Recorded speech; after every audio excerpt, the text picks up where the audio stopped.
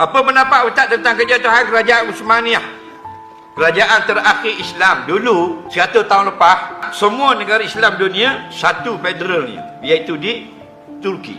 Kita tidak ada pasport, kita semua adalah satu.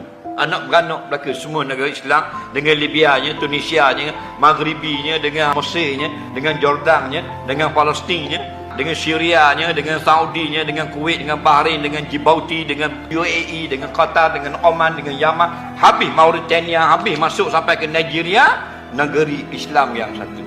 Lalu dihancurkan oleh Yahudi. Nampak? Lepas perang dunia yang pertama, habis licin. Dibagi-bagikan negara kita buat kecek-kecek. Malaysia suku, Indonesia suku, negara Islam. Jadi kecek.